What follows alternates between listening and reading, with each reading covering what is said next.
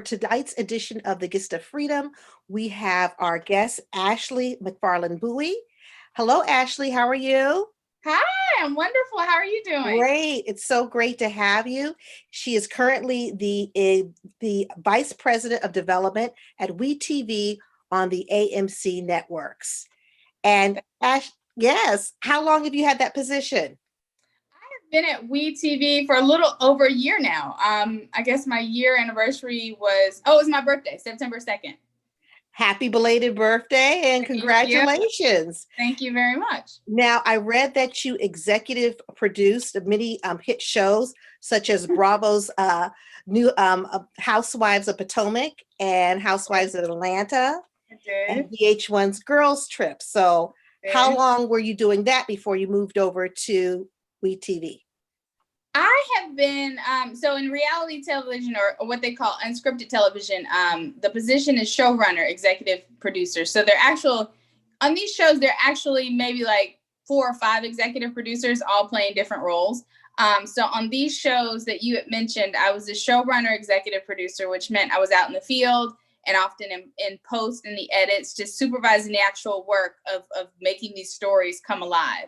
I have been doing show running, executive producer work for, wow, it has to be close to 20 years now. I started really young, so I don't want anyone to think that just because I said 20 years, I've been in this game since I was a baby. I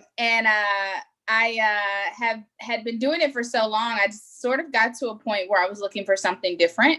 And as God would have it, I got a call out of the blue last year when I was working on Girls Cruise with VH1 that asked if I would be interested in coming over to the network side of things once I wrapped up work on that project. Great. That's wonderful. I'm glad they finally recognized all your years of hard work in the industry.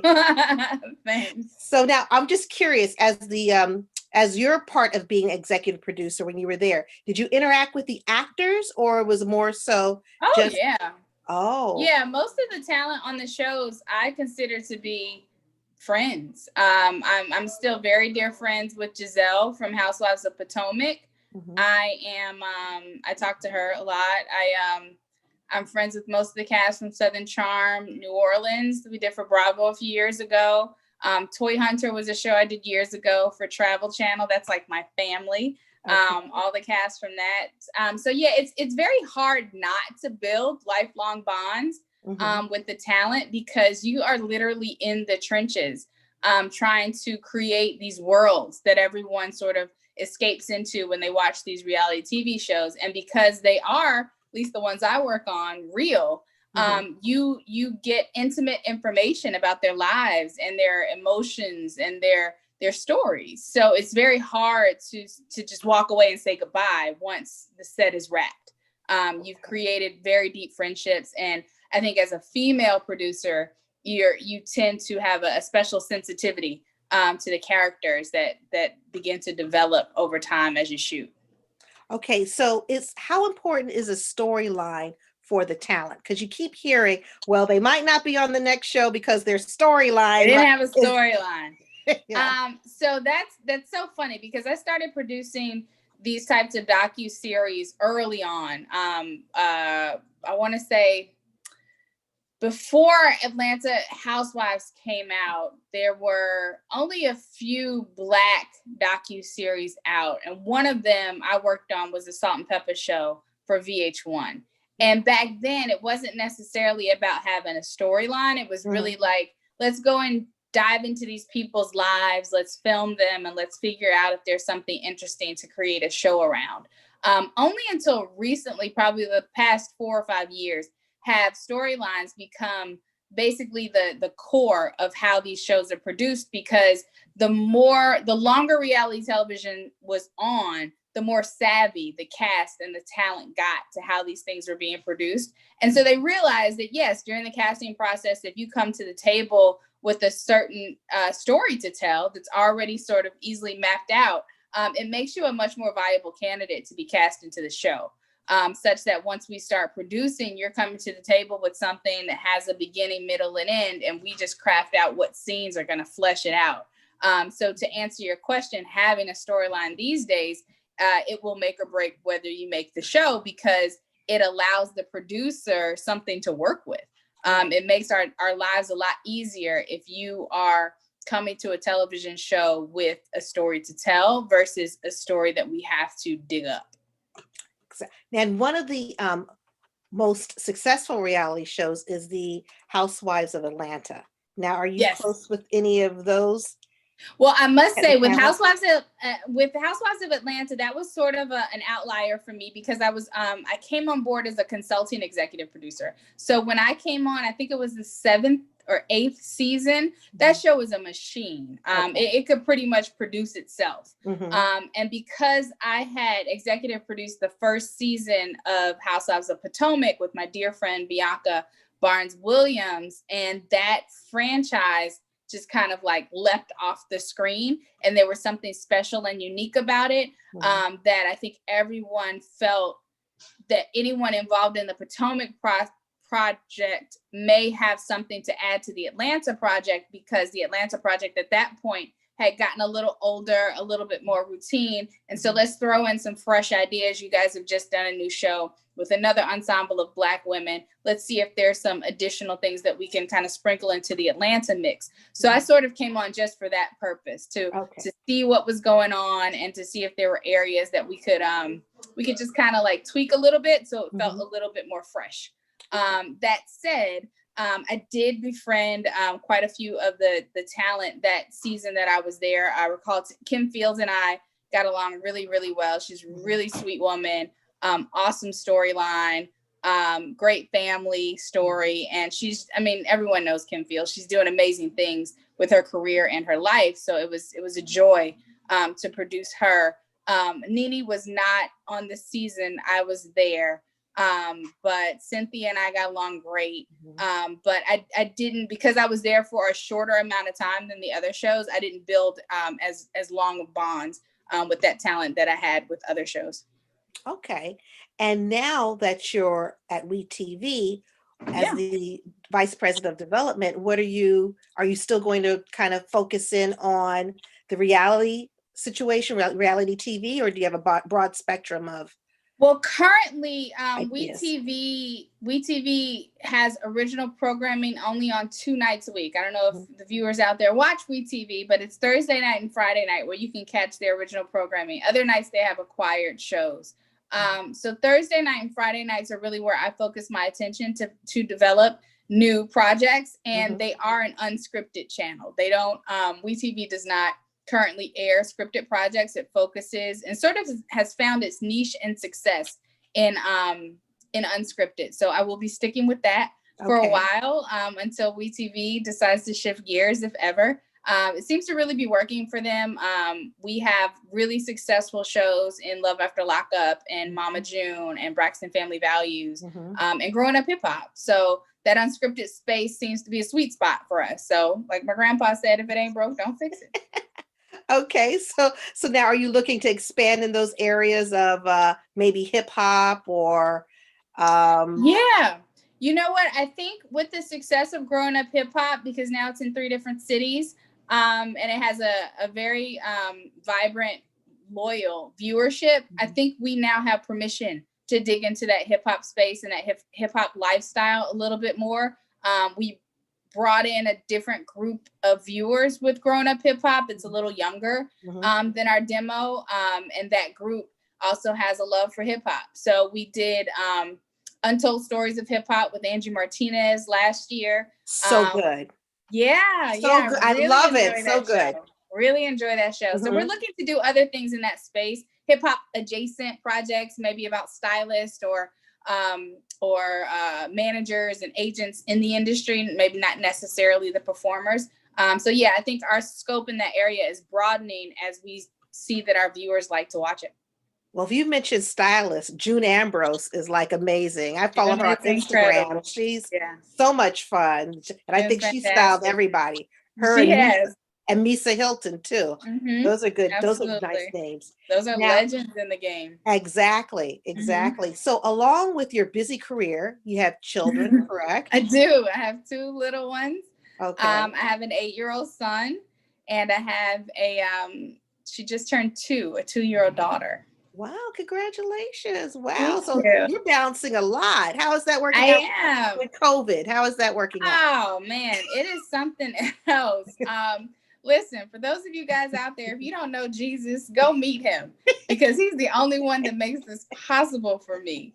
I am on my knees all the time, just praying for strength and for patience, because juggling the responsibilities of being a mom and being a network executive, they're heavy loads. And if you aren't careful, you will burn out and you'll stretch yourself too thin.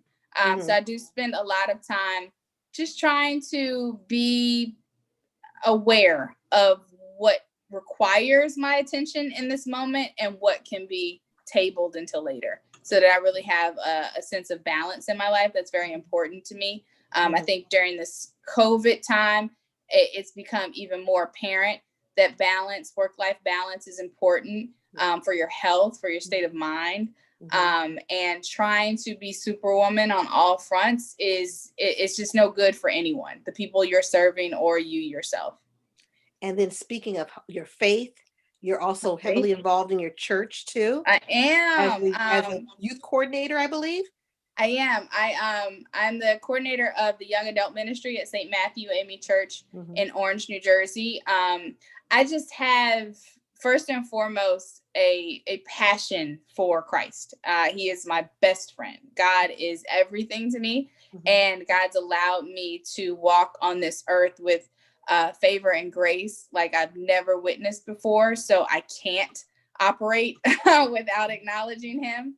And my advocate heart for youth and for children, married to my faith, has positioned me to really enjoy and be fulfilled with the work that I do at church as a young adult ministry leader. I lead a weekly Bible study every Saturday morning. I talk to these guys throughout the week on text and different social media platforms, because they just talk in all these different groups, just to keep them motivated and encouraged, and make sure they always know there's someone out there who cares about their well-being. Young people, Gen Zers and millennials, I think, have a unique mental and emotional state right now where they are inundated with information and overwhelmed with this responsibility to understand it all. And I feel like without faith, that can destroy you. So I try to remind them that there's a God out there who's with them all the time. They're not in this by themselves, and they don't need to burden themselves with the ways of this world, but instead just sort of ride out the waves and allow God to navigate them through storms and allow them to rest during the quiet times. Well, the youth are really monumental in this whole, or during COVID, during this whole leading the marches and just getting out there and energizing the movement. And I'm really proud of them. I mean, I'm extremely proud of them. There's a fearlessness. Yes. There's a fearlessness. There's a boldness. I like to say, spiritually speaking, there's a Joshua spirit in this generation where they feel confident and comfortable walking boldly in who they are and demanding certain things to be in place for them to operate in their greatness. So that's inspiring to all of us. It's motivating, and it's going to definitely make this world a better place. So I am very thankful for the young people who have mobilized and energized this world into really activating the positive things. And getting out there and voting. They voted in record numbers this year. Very proud of them. How are you feeling about this election? Well, it's over. Well, we think, but the election. You know what? I felt a shift. I don't think that moving and transcending this space of chaos and confusion is going to be easy, but I think we are turning in that direction, which is always a good thing. I don't think Joe Biden or Kamala Harris are the answer, but I think they are a part of the answer. I think we're the answer. I think our engagement and our enthusiasm for righteousness and for fairness and for just and for moral standards in this country is what's going to turn things around. I don't think our forefathers of this country were smart. I do think they were smart enough to know that despite their shortcomings and despite the fact that they didn't know everything, they knew to ask God to bless America, because they knew that we were going to be faced with a lot of trying times.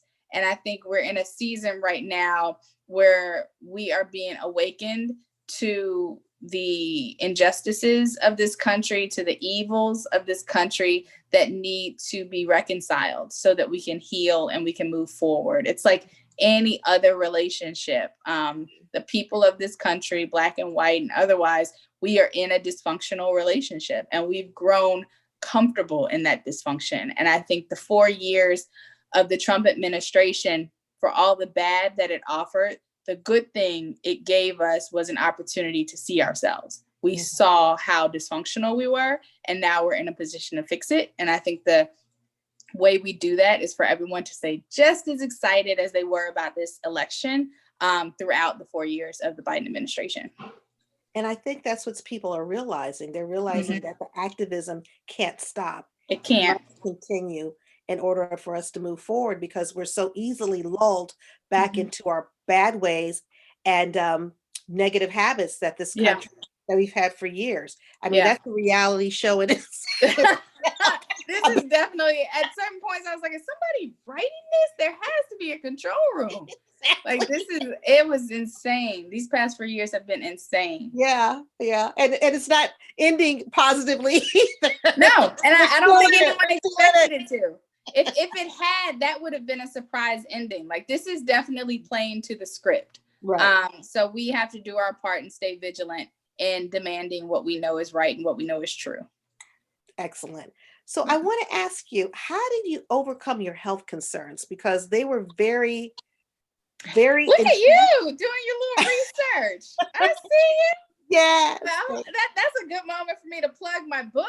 Yes, absolutely. I have a book that speaks to my health challenges and my reliance on my faith. It's called The Truth Wrapped in Love by me. You find it on Amazon, or I don't know if Barnes and Noble is even still a thing now, but it used to be on there. Or you can go to my website and order it there, ashleymbuie.com. My health challenges. If you do pick up the book, or if you do a little research on me, you'll find that in 2011 I was diagnosed with a very rare neurological disorder called pseudotumor cerebrae. I don't currently suffer from it. Praise be to God, I was able to overcome it and learn a lot through the process of healing. But during that time, I was very afraid. It's a disorder that increases the cerebral spinal fluid flowing through your brain and through your back and your body. And it was building up so much in my brain and it wasn't draining out to the point where it was acting like a mass in my head, and it was putting pressure on my brain, and it caused me to go blind. And it was very frightening. I was very young. I hadn't had my first child yet. And I was just debilitated by fear. And being a woman of faith, that was a strange and unusual space for me to be in. I had, tough times prior to that, but nothing that compares to thinking that your life is over, because you have severe headaches. No one can explain what's going on. It took them months to diagnose it. And then even once they diagnosed it, they couldn't figure out how to treat it. And it put me in a space where I really had to evaluate how I was going to respond. And God is funny in that way that he always prepares you for where you're headed. And then when you get there, if you ask him, he'll tell you, how to operate in this moment. But if you don't ask him, you get overwhelmed and you're surprised. But the thing I learned is that God is never surprised. He always knows what's ahead of us, and he's got a plan for it. And I took that time while I was sick and while the doctors were trying to figure out what was wrong with me to really turn to him and talk to him, literally open my mouth and speak words through prayer with him, just to ask him what was going on and what did he need from me in that moment. And I think what I heard was that he needed my full attention. So I quit everything. I stopped working. I had been working since I was 14. And at the time, I think I was show running a home renovation show. I stopped working. I stayed at home. I call it my little sabbatical. I stayed at home because I couldn't walk. I had lost a lot of muscle mass because they were giving me medication that would drain the fluid. And I just read my Bible. I read the Bible from cover to cover. I'd always wanted to, but I'd never had the time to do it. And I read it like a storybook. And it was life-changing. It opened my eyes to truth, and it revealed to me that much of what I had learned as a little church girl in Atlanta, Georgia, wasn't necessarily true and wasn't necessarily complete. But when I read his word for myself, I believe he revealed to me that what he wants us to understand is love. He wants us to understand that that is all we need. And as simple as that sounds, and as trite as, people have made it seem over the years, it's quite profound when you can operate in love in all aspects of your life. It forces you to forgive. It forces you to heal. It makes you happy. Like, love does conquer all things. And when I read the Bible cover to cover, I had several examples through the people of biblical times to look to see how they operated in love to overcome the challenges in their life. And I leaned into that in order to overcome the health challenges that I had. And what I learned is that oftentimes when we talk about love, we talk about loving the world and loving everyone else. And what he taught me was that I needed to love myself. I had not been loving myself the way I needed to in order to operate fully in the gifts that he had given me. The word asks that we love him with all of our heart, our mind, and our soul. But when we realize he lives within us, we can't love him without loving us. So I spent most of that time just sort of learning about self-care, learning about how to, like I mentioned earlier, get that real work-life balance, because it's not a luxury to have that. It's a necessity. Rest is not an option. It's a command. And those were just a few things that I learned in that time were imperative for me to accept and embrace and integrate into my everyday lifestyle so that I could live at a higher level and achieve the things that he had planned on me achieving for his glory, not mine. Most of the things that you mentioned on that list of things I'd accomplished in my career, as well as I was doing up until the point I got sick, the things I did after I got sick were so much more impressive. And it put me in positions to connect and relate with people in a way that I hadn't been able to before. And it threw me into spheres of influence where I could introduce people to who God is, not through teaching and not through preaching, but just by being him. They would see through me who he is. And that opened up a lot more doors, because God wants to be everywhere. So if I'm willing to allow him to take me over, he'll let me go wherever he needs me to go. That's powerful. Now, it is. It's really powerful. How long was your health ordeal? About a year. I dealt with the heart of it was about, I think, 6 to 8 months. And then after that, I was able to get my sight back. I built up my weight back. They had me on medication that was working. My neurologist calls me his miracle case, because they had me on all of these medications that were not working for months. And then once I started really digging into my faith and getting into routines of prayer and meditation and eating healthy and listening to the spirit to sort of guide my direction and my decisions throughout the day, there was a calmness that was pervading my body that I'm convinced sped up my healing process. And it just blew him away. Like, he just couldn't believe that all of a sudden things were starting to disappear. Speaking in tongues, laying hands on myself, all that stuff y'all think the crazy church folk talk about.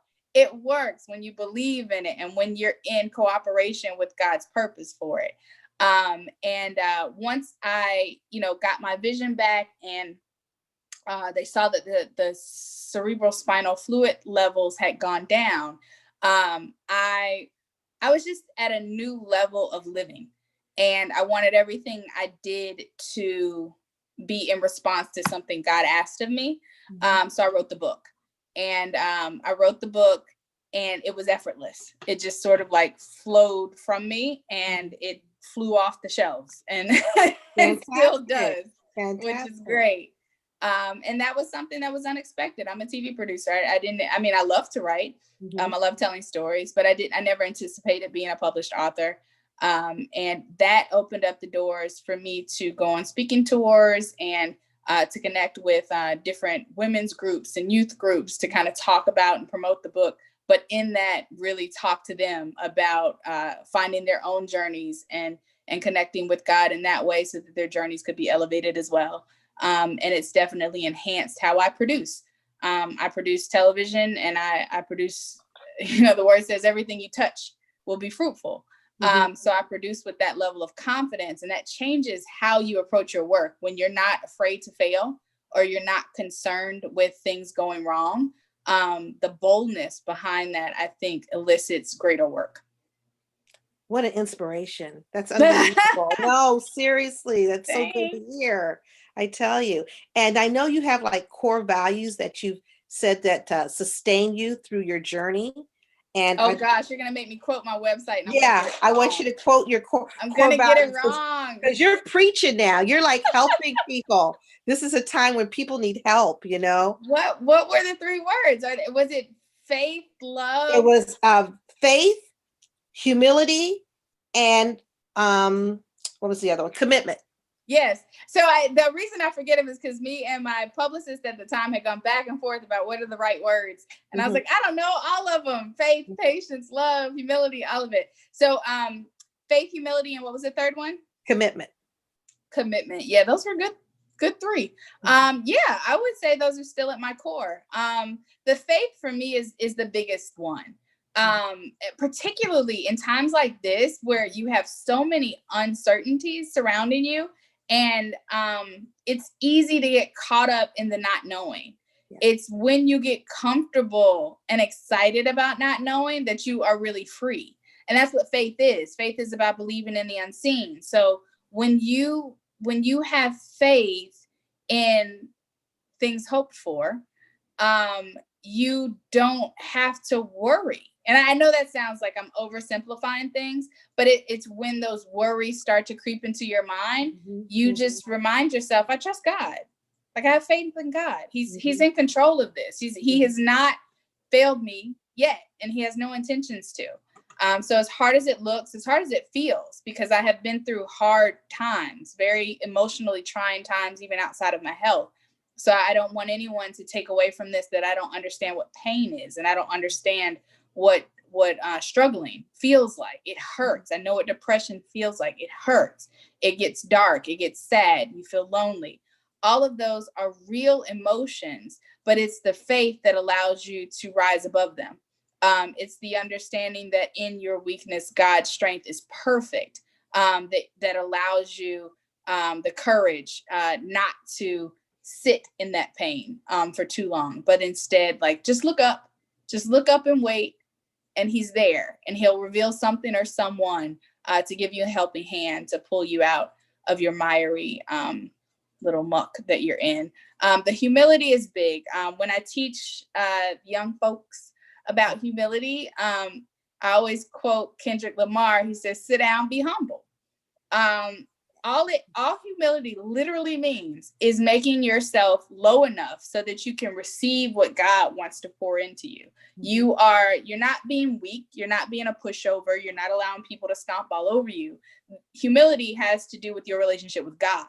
So when you're seated low enough for him to stand above you and pour into you what you need, you're being humble. And in that humility, you're going to receive all of his greatness, the wisdom, the discernment, the peace, the goodness, the love, all that stuff that you need to deal with these other people that you think you can't be humble with. He's going to give you what you need to operate and function with them if you're humble with God.